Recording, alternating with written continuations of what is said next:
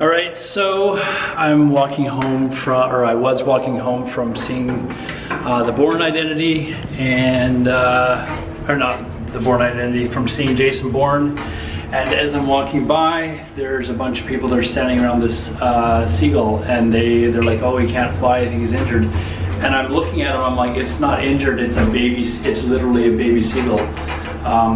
It's probably a couple months old or something, but it doesn't have his flying wings yet. It doesn't have it. It's not colored or anything. It's just a gray. It's relatively big for a baby, but it still can't fly yet. So we're all like, well, what do we do with it? And one of the guys mentioned that there's an animal hospital that it can be taken to. If it's just left out in the open, a raccoon's gonna get it, or a cat or something like that. But it's just basically a sitting duck, and it was actually sitting in traffic. And somebody picked it up and moved it. Don't know what to feed it, of course. So I'm gonna go out, take it, put it in some sort of a container. And then we're going to take it to the animal hospital. So take a look.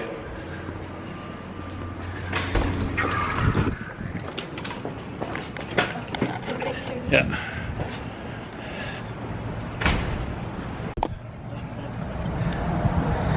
So there it is, scared shitless. Anyways. Okay, so I'm in my car now and I've captured the bird, and we've kind of got him in this loose bag down here. I don't know if you can see it. You see down there? Hold on. Anyways, inside the bag is the bird. You can't really, yeah, you see him down there?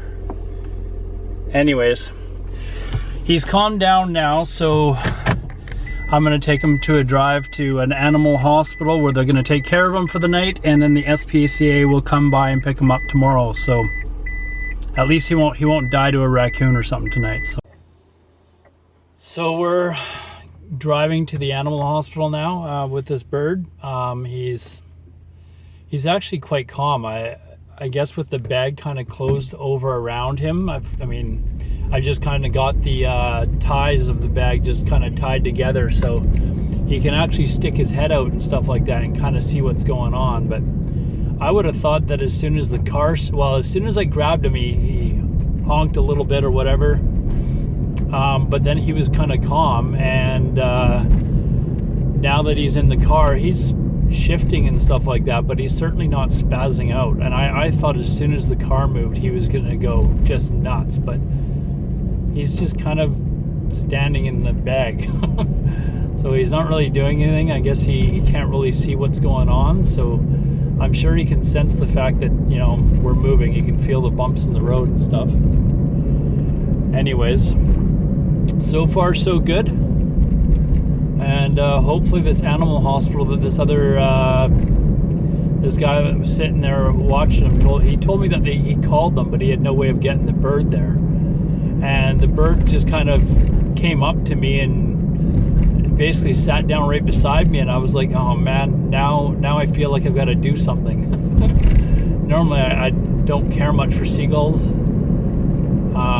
but I guess this is my good deed of the day, so to speak. I don't know if I've done a good deed yet today, but this bird's getting it. So I've got to go to I'm told that the animal hospital is at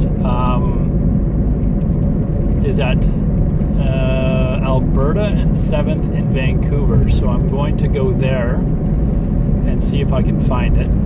And still sitting still, so I'm quite surprised. But Alberta and 7th. So we're just on the Cambie Street Bridge right now, and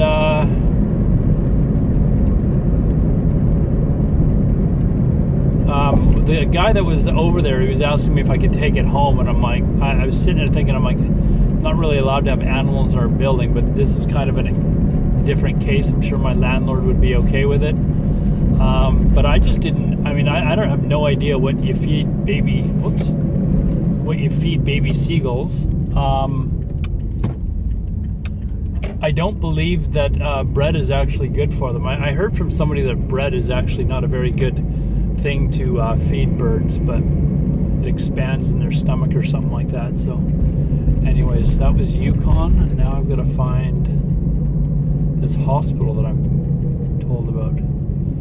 Vancouver Animal Emergency. Okay, so I found the place. Apparently it's around back here. Oh, here it is. All right, so we've arrived to the hospital now.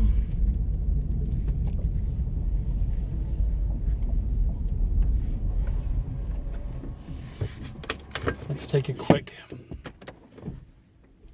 So I parked the car.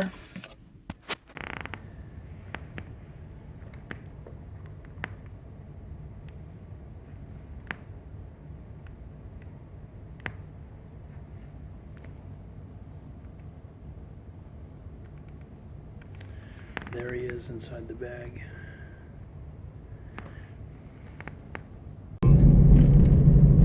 I guess this was sort of volunteer work. So hopefully everything turns out. I'm sure everything will turn out for the bird. It didn't look as though there was any physical damage. And they gave me my bag back, which is nice of them. It stinks of bird, and I have a feeling the bird shit in it too. So if I take it home and find out there's bird shit in it, I'm just gonna throw the bag out. But it's like a bag that you get from a store after buying something. So it's just a little shopping bag I got. It's not worth anything. So, anyways, that's about it. I guess we perhaps saved a seagull's life, and in the future, who knows? Maybe it'll repay me by shitting on my head.